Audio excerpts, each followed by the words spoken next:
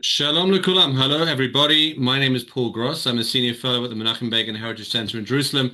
It's my great pleasure to welcome you to this webinar, the first in a series that the Begin Center is doing in collaboration with the Jerusalem Institute for Strategy and Security, JISS, one of Israel's leading foreign and security policy think tanks.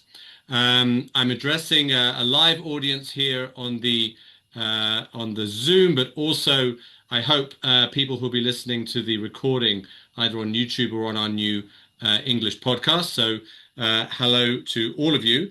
Um, this is the first in a series of 8 webinars that we'll be doing with JSS, looking at all different aspects of the Middle East and how, and as it pertains to Israel's national security and strategy going forward post war. And we're starting we're starting really with the guy at the top, with the director of the JISS, Brigadier General Yossi Kuperwasser, formerly the Director General of the Ministry of International Affairs and Strategy. In his long career at the IDF, he served as Assistant Defense Attaché for Intelligence at Israel's embassy in Washington, D.C. He was Chief Intelligence Officer of the IDF Central Command and head of the Analysis and Production Division of the IDF Directorate of Military Intelligence. He's authored a very large number of publications on the Middle East, terrorism, and intelligence, and he's an opinion contributor to many Israeli and international papers and other media outlets. So it's really my great pleasure and honor to welcome Yossi Kuperwasser to the webinar, and it's a great way for us to start this series. Yossi, thanks for joining us. Thank you for having me. So I'm looking forward not only to this meeting, but also for the entire series. Yeah, we really have an amazing lineup of experts in the next few weeks. Let me start with a sort of broad question for you.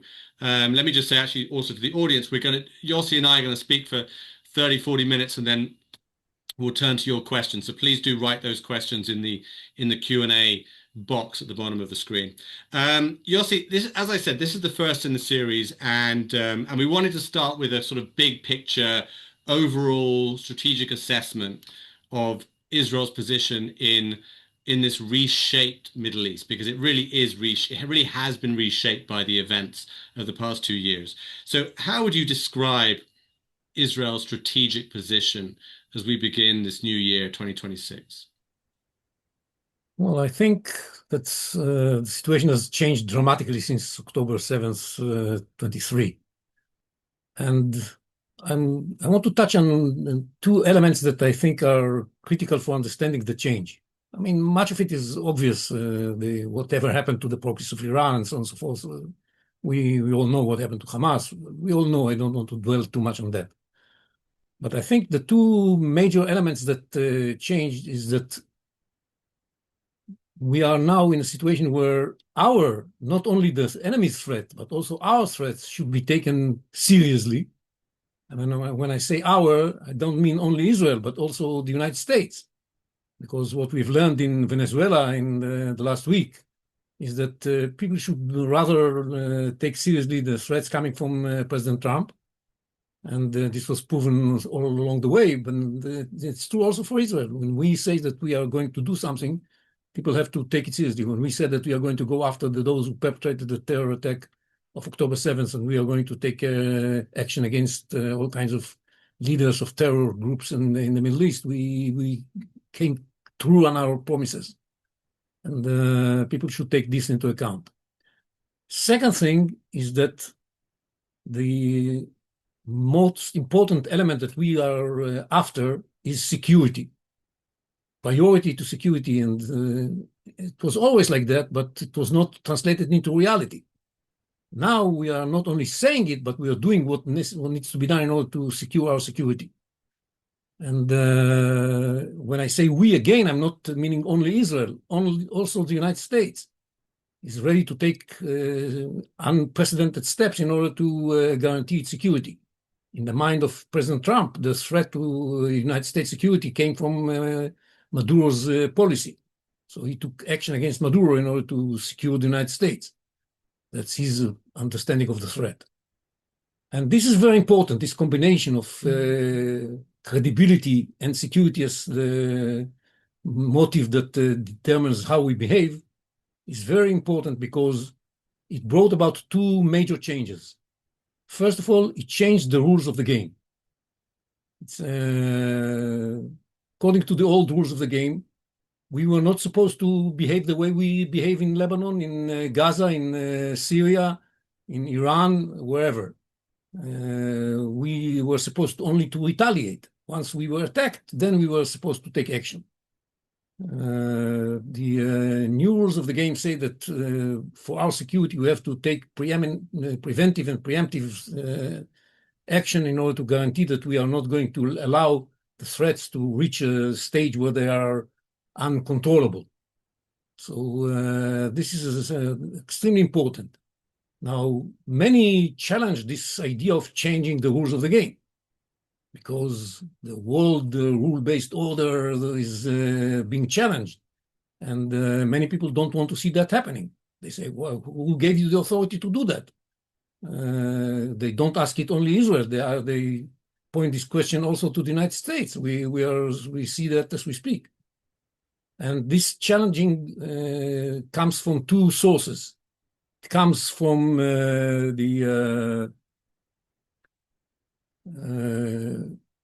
would say those who are addicted to the old order, like Europe and many others in the West, who says that, well, you cannot touch the order. It's not allowed to make any changes.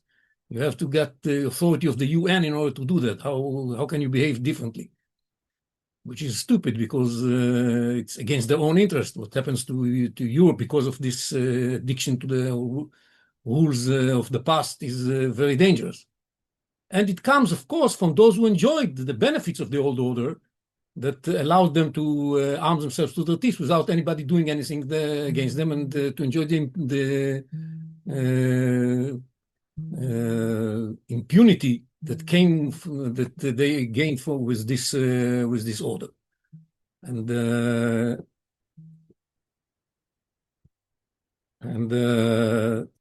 this is something that we have to bear in mind because when people like Erdogan is coming against President Trump, in spite of everything that President Trump is doing in favor of Turkey, because he's afraid that the world order is going to change, is something that have to attract our attention.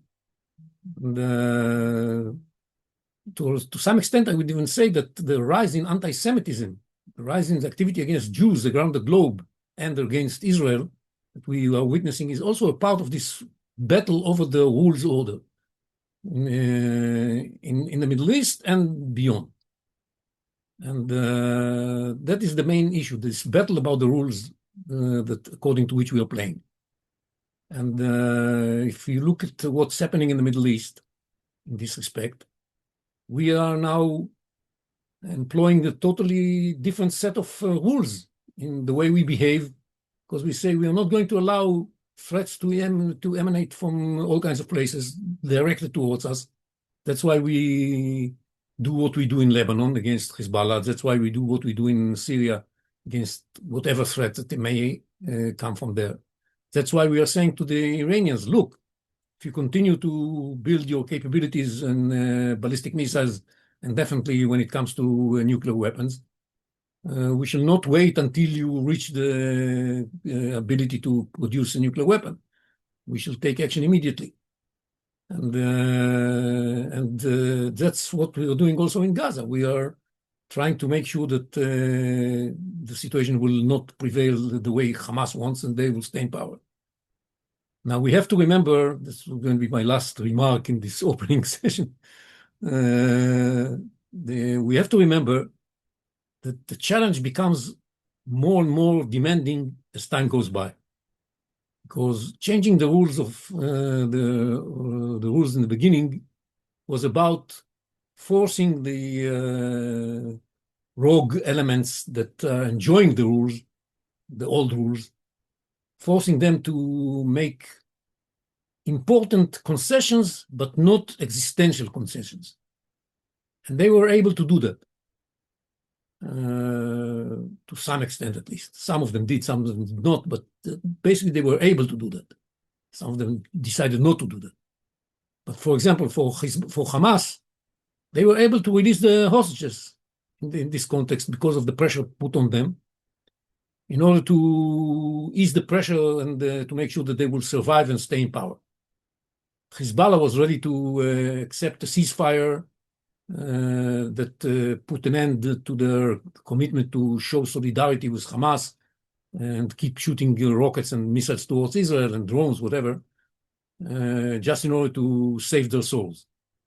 But they didn't show any readiness to disarm themselves, neither did Hamas. Reaching that goal of disarming is something existential for both organizations. Forcing Iran to give up the nuclear project is, for the Iranians, considered to be an existential issue, not only a tactical issue. And the going from where we are today, that was difficult and was very challenging by itself, to the next level of forcing them to accept an existential change is much more demanding.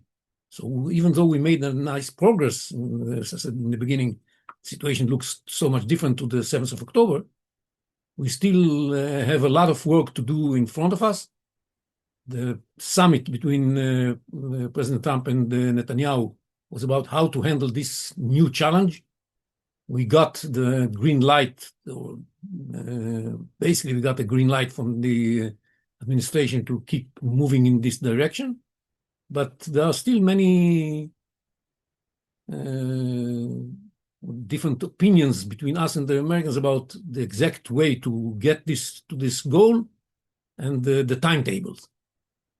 Now, all of that, the idea is that if we manage to do all of that, then we should be able not only to secure the United States on the one hand and Israel on the other, but also to pave the road for a stable, successful, prosperous, normalized Middle East and a better situation for the United States as well in global affairs. So there's a lot of common interest, many common interests between Israel and the United States, even though not always we agree on the ways to achieve those goals. That is for the beginning. Okay, yeah, there's a lot there. I do want to talk about the current situation in Gaza and what might happen there. But I want to get the benefit of your knowledge and expertise. You talked about this change in the rules of the game, the way Israel is in the last 2 years has been challenging and the United States have been challenging those rules, the rules that are still very much held to by Europe and other parts of the world. Do you think the Middle East has always been a part of the world where those rules don't really work? Or do you think something's changed, I don't know, since, things have changed in the past 30, 40 years. You could say they changed at the end of the Cold War when the Soviet Union no longer had its client states here. You could say it changed after 9/11 when the Saudis suddenly had to sort of apologize for their involvement in terrorism and get on board with the United States. What do you is it the case that the Middle East has always been a place where those rules don't really work? Or do you think something has changed in the last 5, 10, 20 years that have meant that Israel has had to change, has had to become more, I don't know, more willing to challenge those rules? Well, always it's a big word, but it's been the case for a long time. I don't want to say always, but it's been the case for a very long time. The use of terror by the Arabs against the Zionist endeavor was not something new. And it was always received by some sort of readiness to allow it to happen. And we saw it ever since the 20s of the 20th century. So it hasn't changed. But I do think that the arrival of the establishment of the Islamic Republic of Iran accelerated this phenomenon considerably.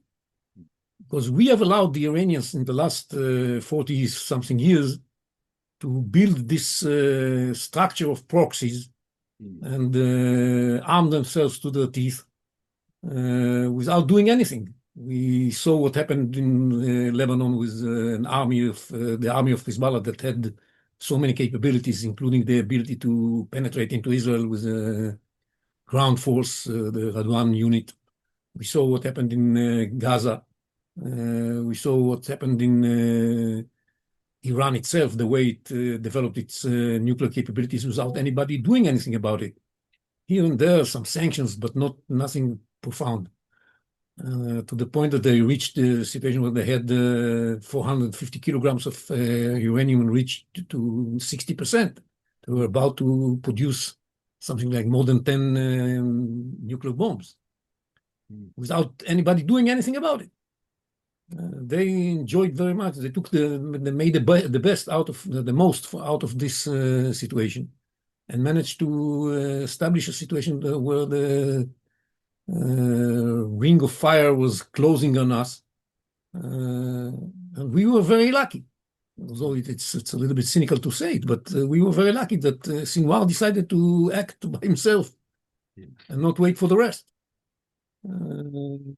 Because his logic was not only the logic of the axis, of the Iranian axis, but he had his own political considerations and Palestinian consideration, Muslim Brotherhood considerations. He had all kinds of other motives driving him. And we were in a way lucky because this was his decision. But now we understand we cannot afford it. Look, according to the old rules, we never took any attack in Lebanon. We were trying. We had something called the war or the campaign in between the wars. Campaign between the wars, yeah. Just that we used in order to slow down the pace with which Hezbollah was arming themselves. We probably were very successful. We slowed it down. They might have had 180,000 missiles, and they only had 150,000. Very impressive, but not enough, far from being enough. Yeah. And same in Hamas, we did nothing. We just were watching, and from time to time, when they decided to start an operation against us, like they did in 21, the Guardian of the Wall operation, we were able to hit some of their assets. And then there was a ceasefire, and while there was a ceasefire, we were just watching how they were arming themselves. We did nothing. This was totally illogical. And, I wrote a piece about it, a paper about it back in June 23, saying that if we continue to allow that, Hamas will carry out an attack against us at the time of their choosing. This is going to be a disaster. We should disarm Hamas immediately, even though we don't have the international legitimacy, we don't have domestic legitimacy. We are going to pay a heavy price with the life of our soldiers. But nevertheless, we should do that, because if we don't do that, the price we're going to pay is going to be much higher. And so I knew that. I guess I was not the only one who understood that. And nevertheless, we decided not to do anything and wait until the last moment and wait to be surprised by the enemy. That's a big mistake. And I think by now we have to put an end. But this was not something new. The situation was not new. Because look what happened with Fatah in Lebanon in the 70s and the 80s. Look what was happening with Hezbollah during the 80s and the 90s and until 2006. We were always so shy, so timid about carrying out a military operation. We would do anything but. And sometimes when you have the power, you need to use it. You don't have to be trigger happy, but you build a capability in order to protect yourself. And these new rules that we are trying to establish together with the United States, say, take us seriously and understand that we are fighting for our security first and foremost. Mm. This would create the conditions for having a peace, as we call it, peace out of strength, not peace out of weakness. And that is the new idea, the new motto that according to which we're building our force. Yeah. I hope that from now on, this is going to be the policy. I mean, most Israelis understand that if there's one thing that there is consensus in Israel, we don't agree on anything. But if there's one issue that is in consensus in Israel is that we need to adopt this new security concept along these lines that I drew formally. That's we should not allow our enemies to deploy forces along our borders and build armies of terror. This is something that we all agree upon, Yeah. almost all of us. Yeah. Yeah. You mentioned the historical comparison of Fatah in Lebanon and then Hezbollah in Lebanon. And of course, Israel did get Fatah eventually out of Lebanon in the first Lebanon war, and did attempt, but then fail to get Hezbollah out of Lebanon in the second Lebanon war. Do you think do you think the difference this time was more Israel's determination, capabilities, resolve, or do you think it was also that this time we had the United States firmly behind us in a way that maybe we didn't? Certainly, I think we didn't I think we didn't in the first Lebanon War. Reagan was not happy with a lot of what we were doing. Second Lebanon War, we did have a lot of support from the Bush administration, but eventually, we had to sort of end that war on terms which were not great for us. Um, do you think this time around it was international, the fact of the United States being such a, even by their standards, the United States being such a close and supportive ally, or Israeli determination and resolve and capability, or both of those things? Well, let's put it this way. First of all, we changed the course first and foremost because of the price we paid on October 7th. Right, right. In two senses. One, the number of casualties and the identity of the casualties, so many civilians, and the way it was carried out, this vicious, terrible way, made everybody understand that we need to change. This helped us build the resolve that you were talking about and the readiness to sacrifice and do what needs to be done. And the fact that simultaneously Nasrallah made his mistake and decided to participate made it easier for us to decide to do something about them too. And the fact that the Iranians launched this big missile attacks against Israel in April and October of 24 helped us again to reach the conclusion that we need to do something. And the fact that Assad disappeared and opened the route to Iran was also something that had an impact. But the nature of 7th of October was very important in this respect. Reality Second, check. yeah. Secondly, when it comes to the United States, I would say that we always had to fight for the American support. It was never taken for granted. We cannot, of course, rely on anybody else. So we have to rely on the Americans. But the American support is always conditional. This was the case with the Biden administration. We had all kinds of limits regarding Yeah. the American support. And we were not supposed to start a ground operation, and we definitely were not supposed to take over Rafah and to capture the Philadelphia corridor and many other steps that we did without American support. So we had to fight for it. It's an ongoing battle. It's an uphill battle because the Americans, most of the time, would like us to win, but not in a too decisive way, because they think of the day after and they want to make sure that they can leverage whatever achievements we make on the battlefield into their political goals, not necessarily ours. So that's not a The surprise. famous It's Kissinger, expected. the famous experience with Kissinger. Yeah, exactly. So we had to fight our way up. That said, with Trump, with President Trump, the situation is a little bit different.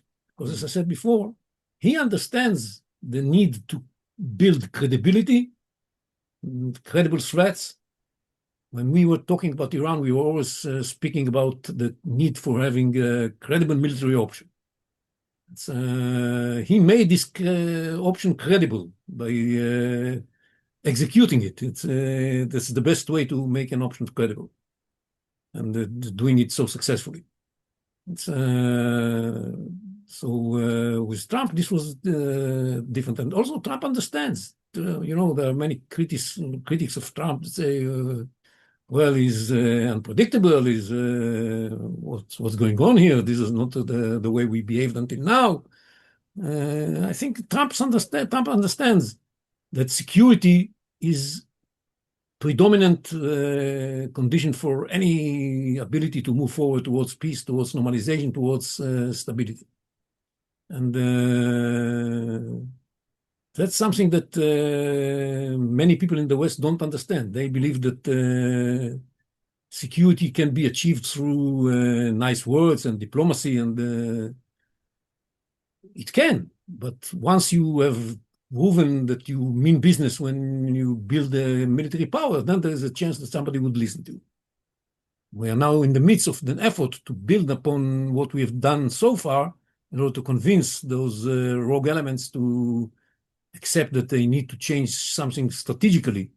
And this can be done through political policy means and diplomatic means. We wish luck for ourselves in these attempts, but we know that there's no guarantee that it's going to succeed. Yeah. How do you see? I mean, you referred to the recent meeting between President Trump and Netanyahu in Washington, and as you said, the main topic of conversation was Gaza and where we go from here. Do you see? It's not clear, I think, to a lot of certainly non-experts like myself. It's not clear how the disarming of Hamas is going to happen without the IDF doing it. But it also seems very clear that Trump doesn't want that, at least now. And I'm not sure if Netanyahu will want to do it, especially in an election year. I don't know if that makes a difference. How do you see that playing out in the next few months? Well, first of all, it's extremely important that both Israel and the United States understand that it's critical to remove Hamas from power and disarm it. That's a major issue. I think people don't fully understand why it is so critical. The major issue in the Middle East right now, and definitely in the context of our confrontation with Hamas, is how this 7th of October attack is going to go down in Palestinian history.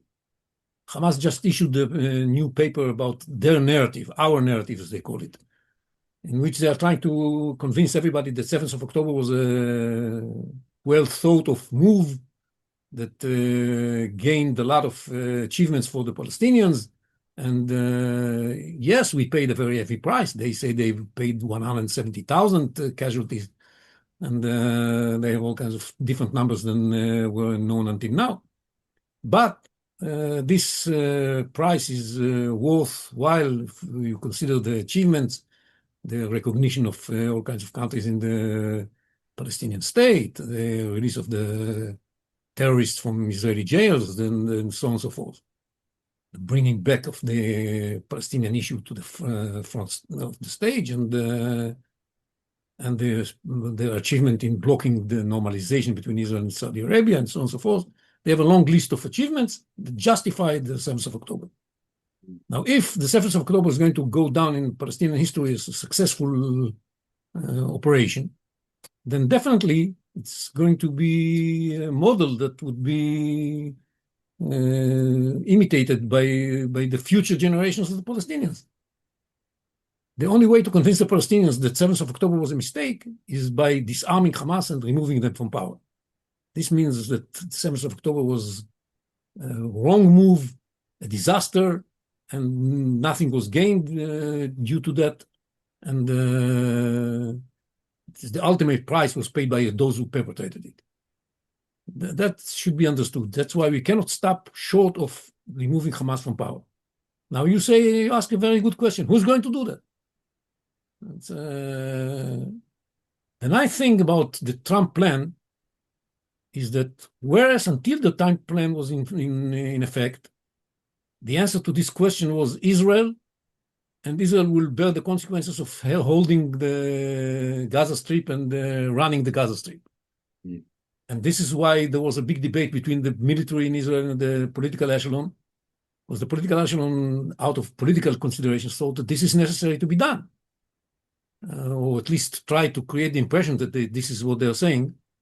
And the military said, look, it's a big problem. If we do that, we shall own Gaza. And what are we going to do with Gaza?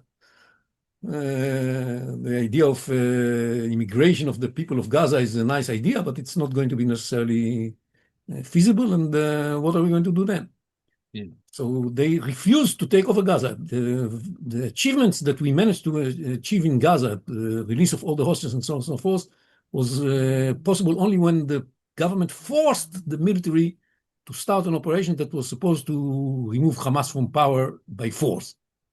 The Gideon Chariots B was this operation, and Hamas was convinced that the end is coming, and that's why they were ready to release the hostages. And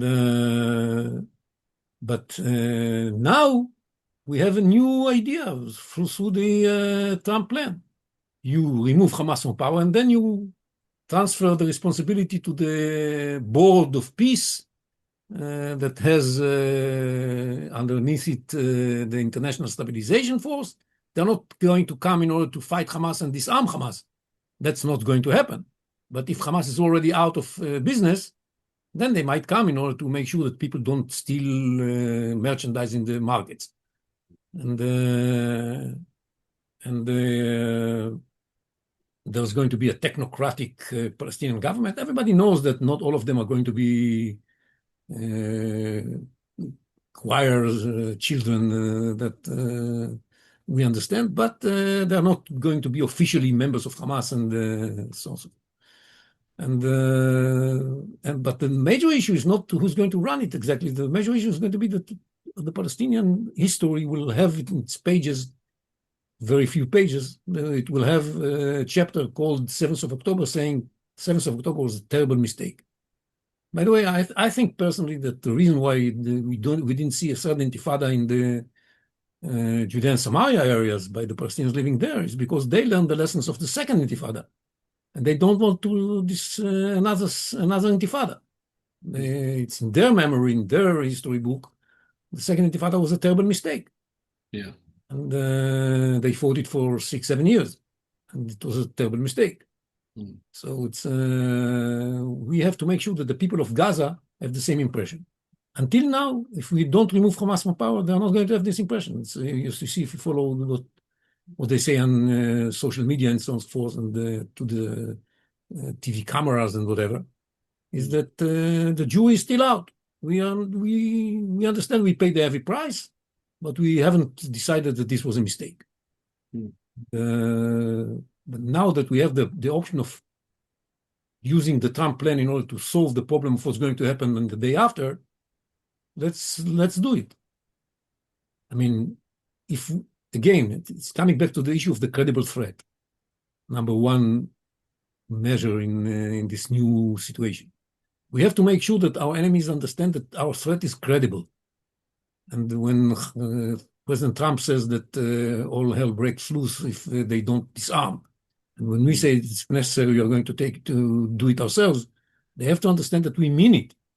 If they have the impression that this is only empty threats, they're not going to be ready to do anything. We have to convince them that we mean business. And it's not easy. So Venezuela is going to help in making them understand it. But it's not easy because the price they have to pay is existential, as I said. It's not easy to pay an existential price. Yeah. Um, I already see that we have a number of questions that are dealing with specific countries, so I'll get to those questions. I want to just finish my own questions with a bigger sort of wider Middle East picture question, which is, the Middle East is very unpredictable. None of us could have foreseen that Assad would fall, for example. And who knows what's going to happen in Iran in the next few months.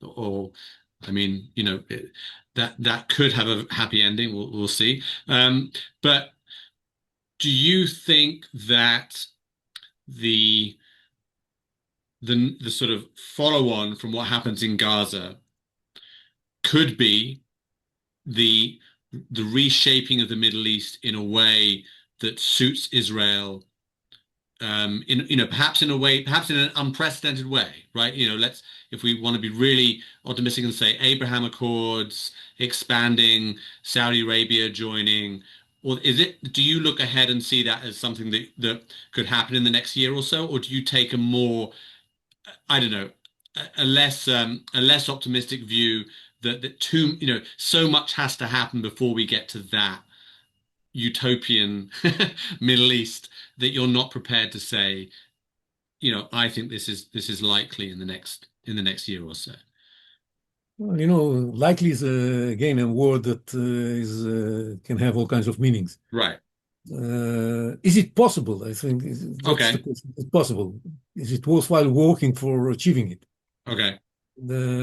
I think it is possible. Hmm.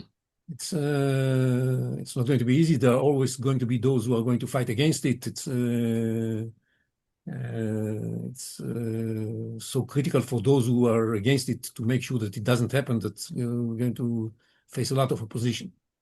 But when I look at the two main issues that can determine new reality in the Middle East, first, if we remove Hamas from power and send this message that I was talking about, this is critical for moving forward. And secondly, what's going to happen in Iran?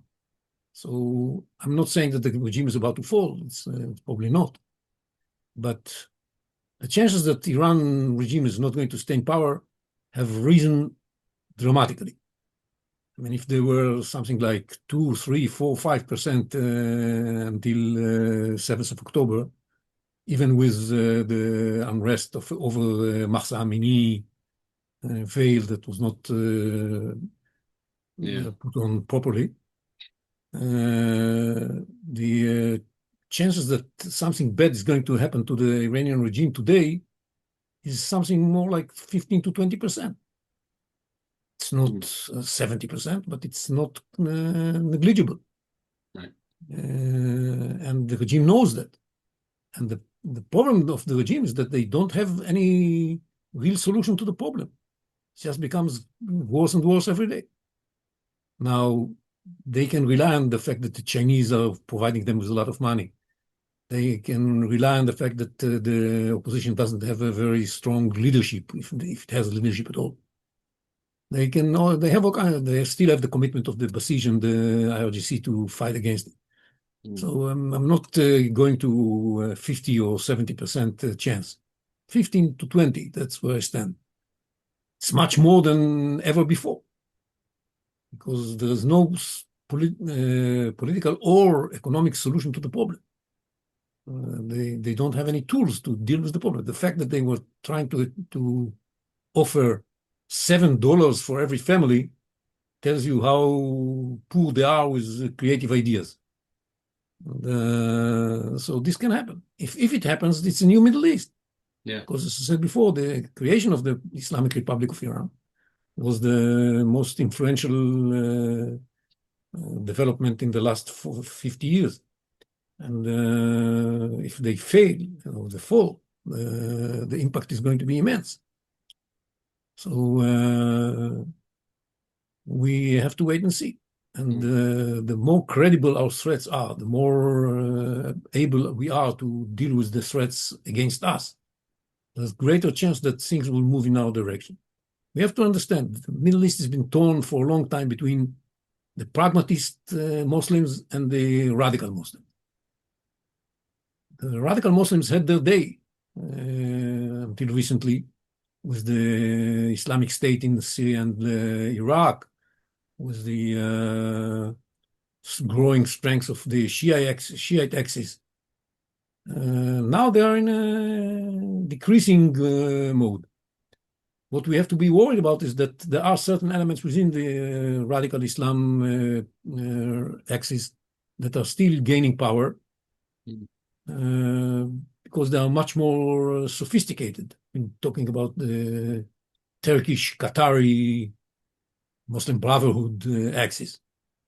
They managed to, with their sophistication, to become friends of the United States. So it's a very strange situation where the United States supports elements that are standing against its will to change the rules of the game. And this, as I mentioned before, this attitude of Erdogan to what happened in Venezuela is just another manifestation of how strange the situation is. But with all due respect to Qatar and Turkey, they cannot be treated as Iran or ISIS. They are not. They're concerned, but they are not a threat. Yeah. And we have to deal with them in different manners. And if we manage to bring about the fall of the Iranian regime, eventually it's going to happen because the Iranian people doesn't want this regime. It's going to happen in one day. Then there is a reason to believe that we can establish a new situation in the Middle East in which United States and Israel, together with the pragmatic Arabs and together with the Iranian people that wants to see normalization, create a new state of mind in the Middle East. It's going to take time. Yeah. So we had a paper in our website written by Frank Melul, who is the general director of I-24. Speaks about the need to create a new Middle East. Now, when I first read this paper, I said to myself, how optimistic can a person be? But within some time, some deeper thinking about it, we came to the conclusion that, okay, if all these conditions are met, then we can move in this direction. We should, because look at these Abraham Accords. It's an example of what can be achieved if we cooperate. Look even at the talks we held with Syria yesterday. The communique that came out of that speaks about possible cooperation on economic issues between Israel and Syria. Without peace, without full normalization, without full diplomatic relations. Okay, but there are other motivations that can push us in the right direction. We shouldn't think that this is happening tomorrow morning, all these dreams, but should we work in order to make them happen? My answer is yes, it is possible, not easy. And on the way, we have so many challenges that we have to be focused on. Okay. I've finished my questions. I have more, but I'll save them for now because we have a lot of good questions from our audience. You mentioned Syria just now.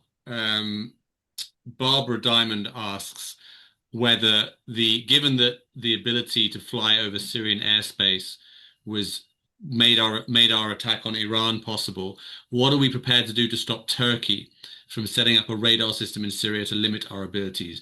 Would we fight Turkey if they should move into Syria to expand their power? And obviously that's problematic for all kinds of Syria. You know, Turkey is a NATO member. We're getting into difficult areas here, but what's your response to that? Well, as I said, Turkey is a concern. Definitely, they are gaining more and more power in the Middle East, taking advantage of the fact that other competitors lose their power. And they have the American support, and they played a role in Syria's toppling of the Assad regime. And they want to take the advantages that are presented to them following that. And we saw what President Trump was saying about it. We should remember that all of that was possible because of what we did to Hezbollah and to Iran. It's, we had our contribution to this change too, not only Turkey. But yes, they definitely feel that they have much more room to operate and maneuver in Syria, in the new Syria, because of their close relationships with Shara. And we have to make sure that with the American involvement, there are limits of how far the Turks are going to go in Syria. Uh, we understand that they have their concerns regarding the northern part of Syria. Mm, There should be some limits on their involvement over there as well, but we understand that just like we have our concerns about what's happening in southern Syria, they have their concerns about what's happening in northern Syria. But they have to accept our concerns. We want to make sure that no threats to our security emanate from Syria's territory. Not that Syria's territory is not used for delivering weapons to Hezbollah. There mm, are no deployment of Hezbollah or Iranian forces inside Syria. That we can rely on our ability, our presence in Syria to make sure that no such threats emanate from the areas adjacent to our borders. mm, And we also want to make sure that our allies in the Druze community are safe and their security is guaranteed as well. And as long as this is being guaranteed, we can find a way of coexistence with the Turks in this area. And I think this is also the interest of the United States, and this is also the interest of the Shara government, because they understand that it's not in their interest to see Israel and Turkey collide with each other in Syria. Definitely, it's not the interest of the United States. And, so I think for the Americans, the most important element in Syria, beyond trying to create the conditions that would enable Syria to re-emerge as a stable place, we're still far away from that. There's still battles going on in Syria here and there quite often, mm. even as we speak. Yeah. But this is the most important thing beyond stabilization of the situation and resuming the economic recovery is to make sure that Syria doesn't become a place where Israel and Turkey fight each other. Because, amongst other things, because Turkey is a member of NATO and this is one of the reasons, by the way, why we insist so determinedly that Turkish forces are not going to deploy in Gaza, because we are afraid that eventually if some things happen in Gaza and we have Turkish forces, we might end up clashing with each other. Nobody wants that to happen. So we Yeah. prefer that we have their forces that we can solve our problems with without all this animosity that comes from animosity and sometimes anti-Semitism that comes from President Erdogan. Yeah, indeed. Okay. There are a couple of questions which I think are interesting in that I think they push back somewhat on the more positive view of the current state of the US-Israel relationship. So I want to get your response to these. So Michael Lesser wonders whether the United States is its move away from multilateralism, which you talked about in a positive sense of being, being willing to challenge the old rules of the game. And he's suggesting that actually it makes them more erratic, more isolationist. And he refers to this idea, which I think people have extrapolated from America's recent national security document, that maybe the administration is moving towards a sort of position where they see the world as divided into spheres of influence. The US and Russia in Europe and China in Asia and the United States in the Americas, and that they're not going to intervene. And it's been criticized, of course, because people say it means that Trump won't help Ukraine or wouldn't help Taiwan. And Michael Lesser is suggesting that this could also be bad for Israel because it would mean that America would be more isolationist, economically weaker, and less activist in the world. How do you feel about that theory? Well, first of all, the Middle East doesn't fall under these areas. I think the Right. Middle East is a place where the Americans have invested so much in order to have supreme position that they're not going to let anybody else replace them. And we saw that the president understands the threat emanating from Iran. It was very clear. Nuclear weapons immediately. Ballistic missiles, yes. He has already made a decision. The Iranians should remember the Rubicon has been crossed already. We and the Americans carried out a military attack against the Iranian nuclear project and against the ballistic missiles capabilities of Iran. We have already done it. And if necessary, we are able to do it again. We are not looking for confrontation, but if necessary, we are ready to do that. And this includes the Americans, not only Israel. I mean, you would expect Israel to do that, but the Americans are saying that they might take part in that too. So the Middle East is a different place than Europe or East Asia. And in those places too, the Americans are not isolationists. They don't want to end up involved in military operations, but it's not that they are ready to give up on Taiwan or they are ready to give up on Ukraine. The conditions of how to finish this war in Ukraine are very problematic, and I understand Mr. Lesser concerns. Yes, and by the way, definitely there are forces inside the United States that support the idea of isolationism. It's, definitely. It's not the position of President Trump. It's not the position of Secretary Rubio or of Secretary Hexet. They don't believe that. But there are forces who support the idea of isolationism. We, as I said before, we have to fight for America. It's not something that we can take for granted. We have to convince the Americans that it's their interest, and it is their interest. You know, sometimes I speak with Americans and say, well, everybody tells us that what we need to do is understand that their interest is our interest. I understand that everybody is trying to convince the Americans about it. But in our case, this is true. And I think most American decision makers are in understanding of this situation. This is very important. And I'm concerned. I'm not. I share Mr. Lesser's concerns about how things are going to develop in the United States. It's not necessarily going to stay like that forever.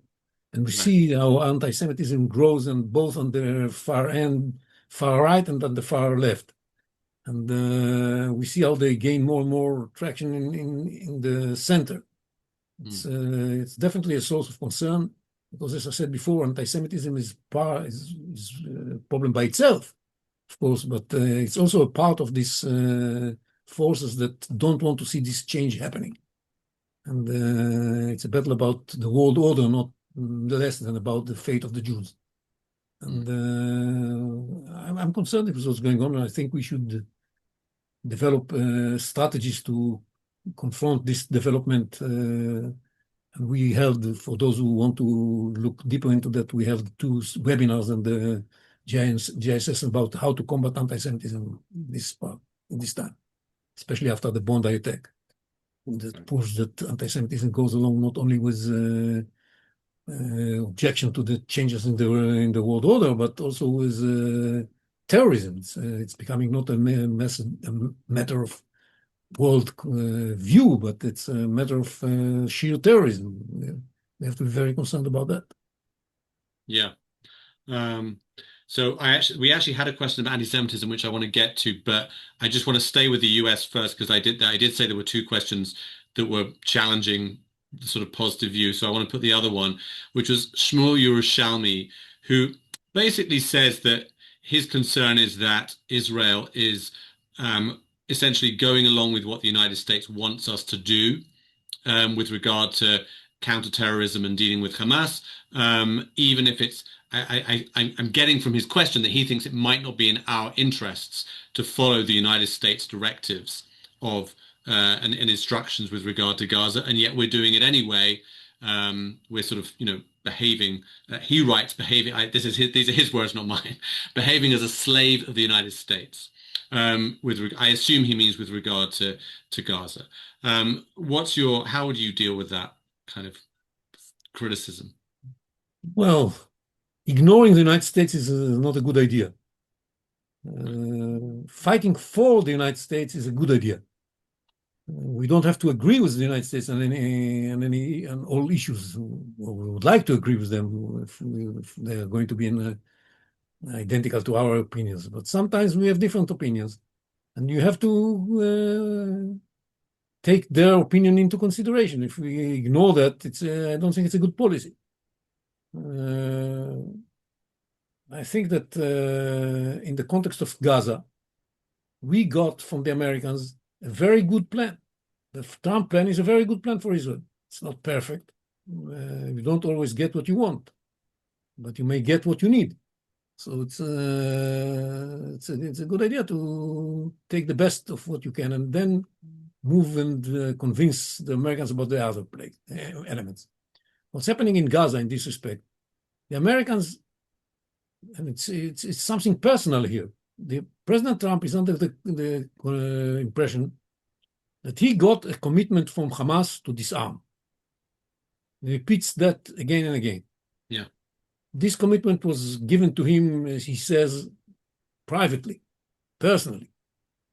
And there was this meeting between Witkoff and Jared Kushner and with the Hamas people, and this commitment was allegedly given there.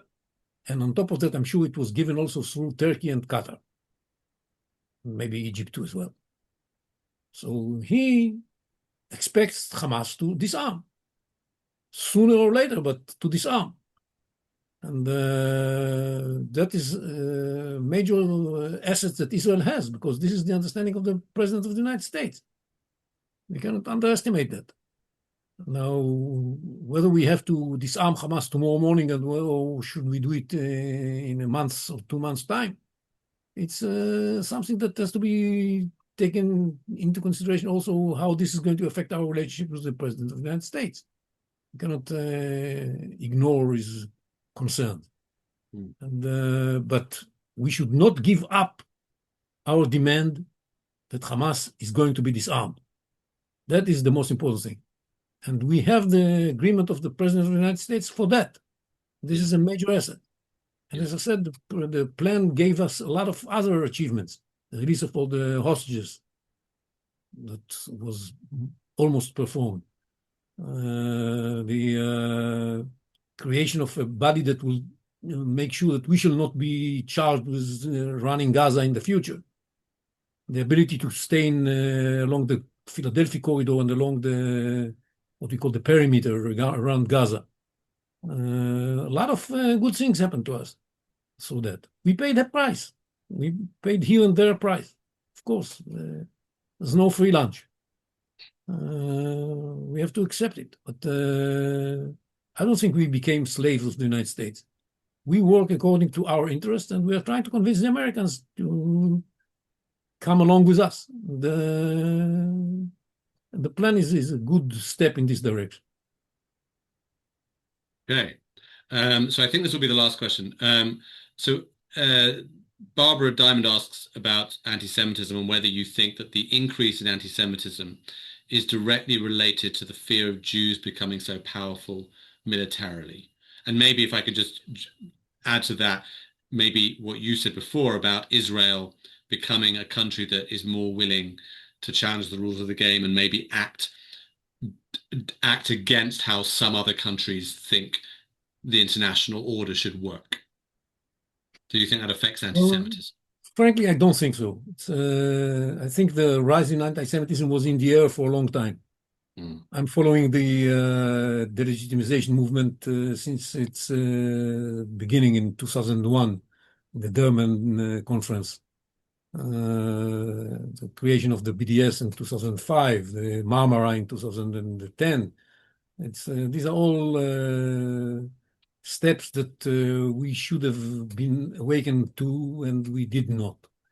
If you look at the amount of resources that we spend on fighting against anti-Semitism and the legitimization of Israel, it is ridiculous. It is really ridiculous. we can do better. We have not yet mobilized our national assets in order to fight against anti-Semitism and the legitimization of Israel. And even though we still see some people in the West understanding that this is not about Israel, it's about themselves. And I think that what Bondi beach attack proved was that this was about themselves. And this immediately you saw the Italians taking steps against the Hamas organizations in their territory and so on and so forth. And you saw the Texas and Florida adopting steps against CARE and other Muslim Brotherhood organizations, and President Trump moving against Muslim Brotherhood. This is we have to remember the anti-Semitism in the West is a product of, amongst other things, a product of the Red-Green alliance between the Muslim Brotherhood and the radical left in the West. It's taking action against one part of that might eventually bear fruit. But coming back to the origins of that, anti-Semitism was there all the time.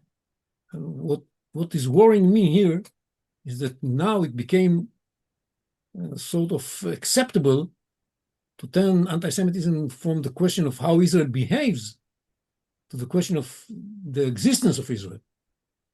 In the past, the anti-Semitism was taking advantage of the fact that we had occupation. The main asset was the Israeli occupation. And they translated it into apartheid and so on and so forth. Today, they speak about genocide, starvation, and they question the legitimacy of Israel's existence, not of the occupation of the 67 territories. Yeah. And Hamas was leading that attitude because the attack on 7th of October was not against the settlements. It was against Israel of 48. So the issue today is whether Israel has a right to exist or not. That's something that is a wake-up call for Israelis first and foremost, and for the rest of the world as well. Because questioning Israel's right to exist is questioning the right of the values of the West. It's, at the same time, those who chant death to Israel chant death to America. And it's the small Satan and the big Satan. I don't have enough time now to explain why they use the term Satan in this respect. And that's why we have to realize that we have to cooperate with the non-Jews in the West that care about the Western values, about the security of the West, in order to fight anti-Semitism and anti-Zionism. And the sooner we do that, the better it is. We have to move out of the Jewish circle and join hands with people who understand what's at stake, and it's their security that's at stake. Yeah, absolutely. Look, I think so much of this comes down to a lack of understanding, a lack of knowledge, and I think it's a shame that more people outside of Israel, aren't tuning into to the information that JISS and organizations like JISS are providing, because you're really giving us a lot of important information, and you've packed a huge amount into this hour. So I really appreciate you giving us your time and starting this webinar, kicking off this webinar series with so much enlightenment for us and information for us all. So I want to thank you, Yosef Kuperwasser, for joining us and for giving us so much of your knowledge and your experience.